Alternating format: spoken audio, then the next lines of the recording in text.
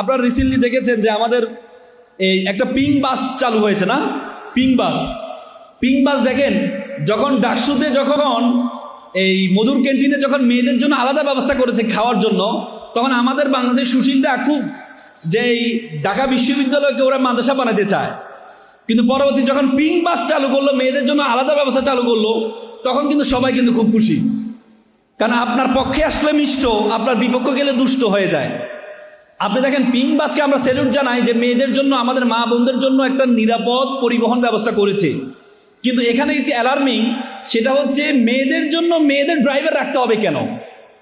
এই যে মেয়েদের আল্লাহ তাআলা মেয়েদের জন্য, আল্লাহ তাআলা তো মানুষ তৈরি করেছেন, পুরুষ মহিলা সবাইকে আল্লাহ তাআলা তৈরি করেছেন।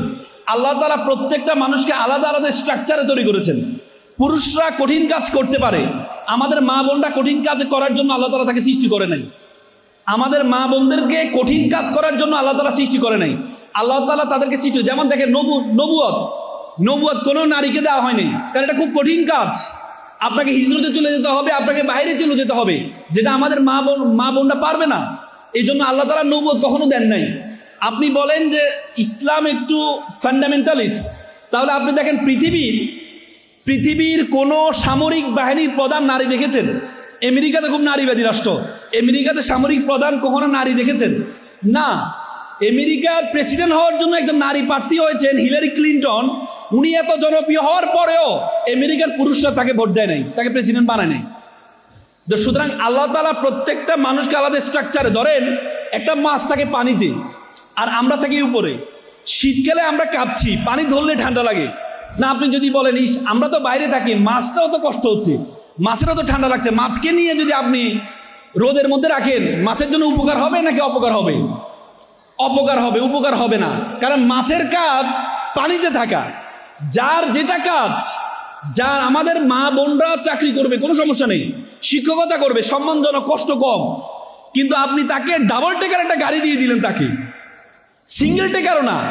বলা হয় যে গাড়ি চালানো চালক এটা কিন্তু একটা অভিজ্ঞতার ব্যাপার। এটা 6 মাস 7 মাস 8 মাসের প্র্যাকটিস দিয়ে এটা কোনো গাড়ি চালানো যায় না। আমরা যখন ড্রাইভার নিই তখন আমরা চিন্তা করি তুমি কত বছর গাড়ি চালাইছো, কারণ গাড়ি চালানো একটা অভিজ্ঞতার বিষয়। 10 বছর 12 বছর হলে আমরা বলি না তুমি ফিট আছো, আসো। আপনি 6 মাসে ট্রেনিং দিয়ে আপনি তাকে ডাবল টেকার গাড়ি দিয়ে ঢাকা শহরে ছেড়ে দিবেন, এটা কি ভালো হবে? ভালো হবে না। এটা আমাদের মা বোনদেরকে বরং অপমান করা হয়। আমাদের মা বোনরা তারা পরিবার চালাচ্ছে, সন্তান পরিচালনা করছে, সাথে সাথে আপনি তাকে ডাবল টেকের গাড়ি দিয়ে দিচ্ছেন বা তাকে কঠিন কাজ দিচ্ছেন, এটা তাদের জন্য শুভকর নয়। এজন্য আমরা সাধুবাদ জানাই যে আলাদা একটা ব্যবস্থা করেছে, এটা সাধুবাদ জানাই।